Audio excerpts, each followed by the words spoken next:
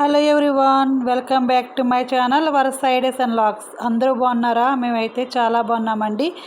మీరు కూడా బాగుండాలని అది ఏమని మనస్ఫూర్తిగా కోరుకుంటున్నాను. ఇంకా ఆలస్యం చేయకుండా ఇంకా వీడియోలోకి వెళ్ళిపోదాం. ఈరోజు ఇంకొక నీతి కథతో వచ్చానండి. ఇంకా ఆలస్యం చేయకుండా వెళ్దాం.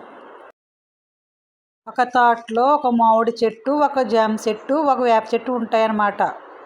వేప చెట్టు మాట్లాడకుండా ఉంటుంది. మామిడి చెట్టు ఇంకా జామ చెట్టు మాట్లాడుకుంటూ ఉంటాయి. మామిడి చెట్టు అంటదన్నమాట జామ చెట్టుతోటి, నేను ఈ పండులోకి రాజుని. ఎవరైనా చాలా నన్ను ఇష్టపడతారు.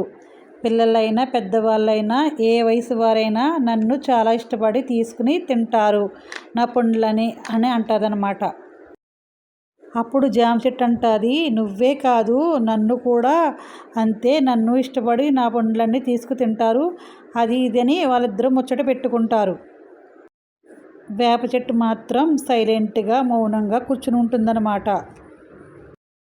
అప్పుడు ఈ రెండు చెట్లు దాన్ని అంటాయన్నమాట, నువ్వెందుకు ఉపయోగపడవు, నువ్వు వేస్ట్, అది ఇది అని తిడతారనమాట. దాన్ని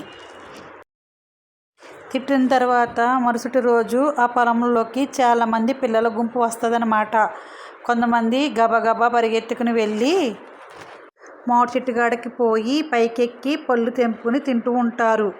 అరే, ఇక్కడ జామ చెట్టు కూడా ఉందిరా అని చెప్పి పరిగెత్తుకుంటూ వెళ్ళి జామకాయలు కూడా తెంపుకుని తింటూ ఉంటారన్నమాట. ఈ రెండింటి పళ్ళు పిల్లలు తెంపుకొని తింటూ ఉంటే వేప చెట్టు చూసి చాలా బాధపడుతూ ఉంటుందన్నమాట.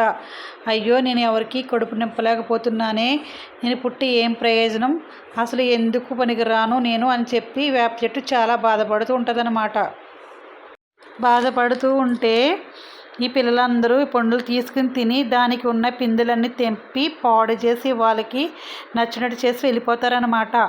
ఇంటికి వెళ్ళిపోయిన తర్వాత కొద్దిసేపు ఆగిన తర్వాత ఈ జామ చెట్టు, మామిడికాయ చెట్టు, ఈ వేప చెట్టుని అంటారనమాట, చూస్తున్నావా, ఇప్పటికైనా అర్థమైందా, మాటలే కాదు చేతల్లో కూడా మేము చెప్పినట్టుగానే నువ్వు ఎందుకు పనికిరావు, మమ్మల్ని అందరూ ఇష్టపడతారు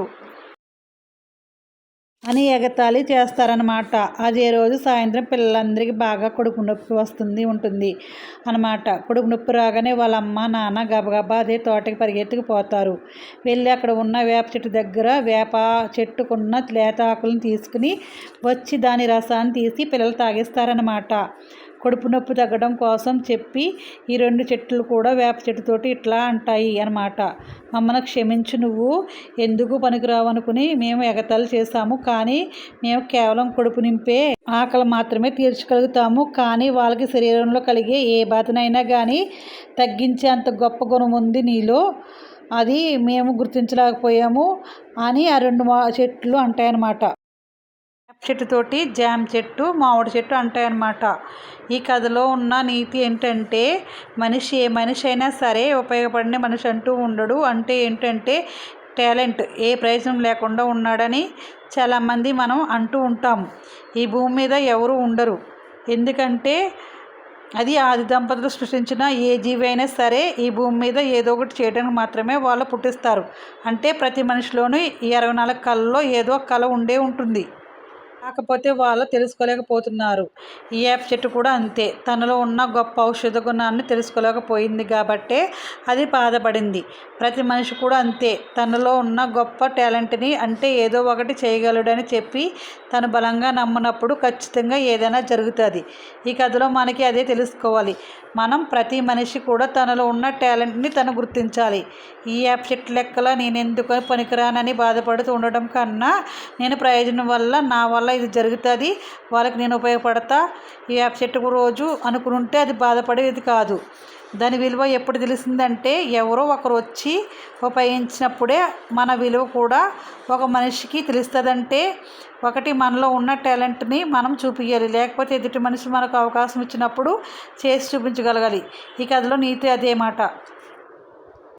నీతి వల్ల ఎవరిని ఎక్కడ తక్కువ చేసి చూడకూడదని మాట. ఒక్కొక్కరు చదువుతో టాలెంట్ చూపిస్తే, ఒకరు కండబలంతో టాలెంట్ చూపిస్తారు, ఒకరు తెలివితేటలతో చూపిస్తారు. ఎవరికి ఉండేది వాళ్ళకే ఉంటుంది, ఎవరు వాళ్ళే గొప్ప అని అర్థం. ఎవరిని తక్కువ చేసి చూడకూడదనమాట. ఒకరు చదువుకుంటారు, ఒకరు వేరే వేరే టాలెంట్లు చూపించగలుగుతారు. అదండి ఈరోజు కథ అయితేనే. ఇంకా మ్యూజిక్ అయితే యాడ్ చేస్తాను. Thank you for watching my channel. Bye అండి.